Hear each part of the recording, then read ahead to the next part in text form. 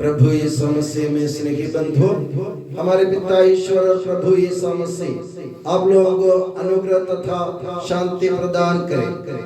हम अपनी परंपरा के अनुसार प्रभु यीशु मसीह के प्रकटीकरण काल से होते हुए जा रहे हैं। प्रभु यीशु मसीह प्रकटीकरण काल में हमको ये संदेश जरूर देना चाहते हैं। प्रकटीकरण का मतलब क्या है? प्रभु यीशु मसीह क्या इस दुनिया में प्रकट कर रहे थे? एफेसियों के नाम पत्र अध्याय 2 वाक्य 19 में संत पौलुस इस प्रकटीकरण के बारे में स्पष्ट शब्दों में हमें समझाते हैं। संत पौलुस का ये कहना है, अब से आप लोग परदेशी या प्रवासी नहीं रहे, आप लोग ईश्वर के घराने के सदस्य और संतों के सहनागरिक हैं।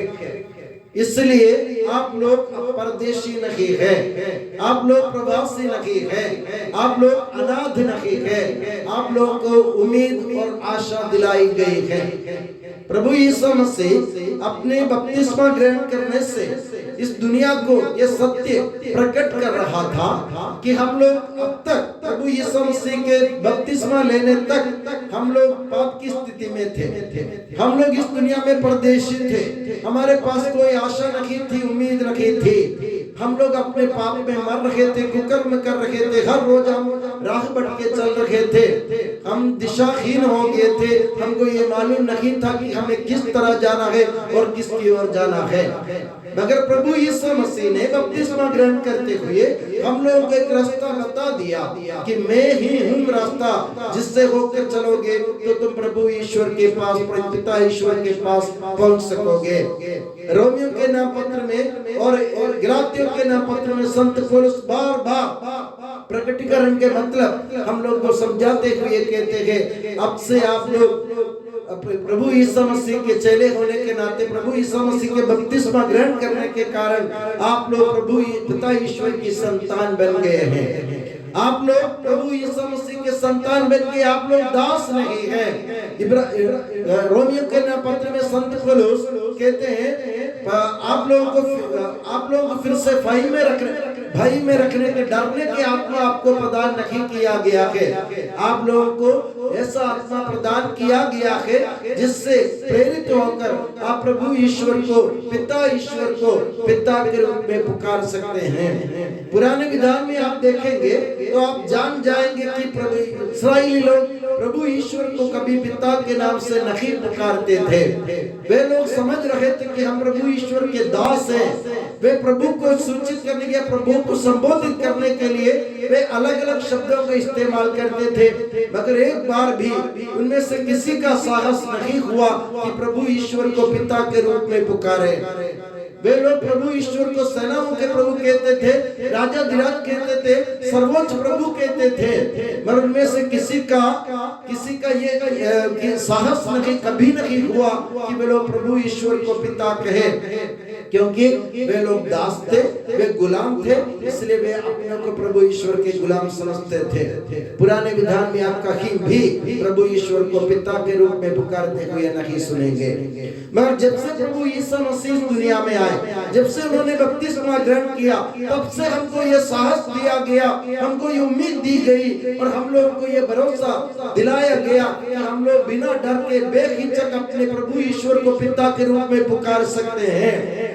इसलिए संत पौलुस कहता है, अब से आप लोग प्रभु ईश्वर को अब्बा के पिता के रूप में पुकार सकते हैं। तो प्रभु यीशु मसीह के बपतिस्मा ग्रहण करने का मतलब क्या है?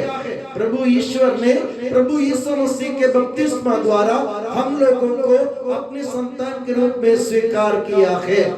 हम लोग किसी के दास नहीं हैं। पहले हम लोग शैतान के दास थे, पाप के दास थे, मृत्यु के दास थे, हम हर प्रकार के पापों के गुलाम थे। प्रभु यीशु मसीह ने इन सब गुलामी को समाप्त कर दिया अपने बपतिस्मा से।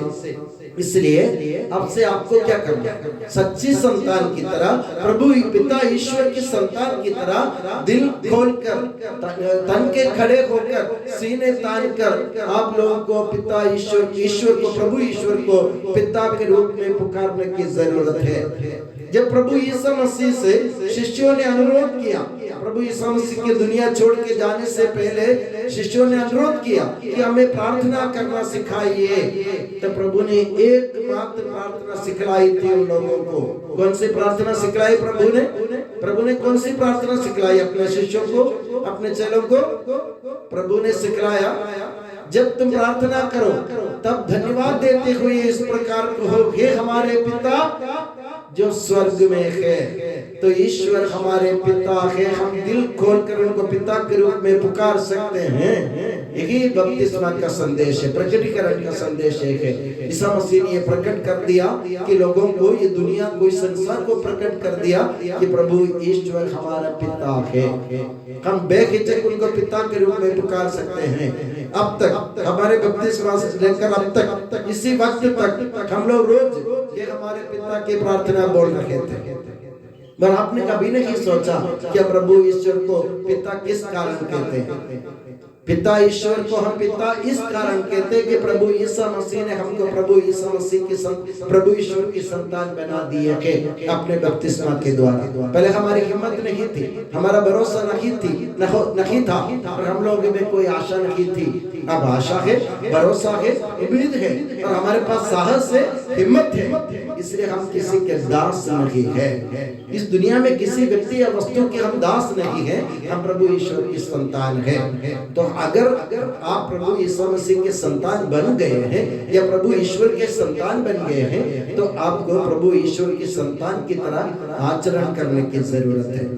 प्रभु कहते हैं ना, तुम्हारे भले कार्य देखकर, तुम्हारे भले कार्य देखकर लोग तुम्हारे स्वर्गीय पिता की स्तुति करें। तो आज से हम लोग जो काम करेंगे ना, उसको देख करके हम जो काम करते हैं उसको देख करके इस संसार के लोग, हमारे आसपास जो भी है, वे लोग समझ जाए कि हम ईश्वर की संतान हैं। यानी हम अपने पिता ईश्वर की बेइज्जती ना करें, हम उनका नाम खराब ना करें, हम उनको ठेस ना पहुंचाए, हम उनको दुख ना दें, और हम अपने हर काम में प्रभु ईश्वर की संतान होने की कोशिश करें, प्रयास करें। तो हम अपने जीवन में बदलाव लाएंगे।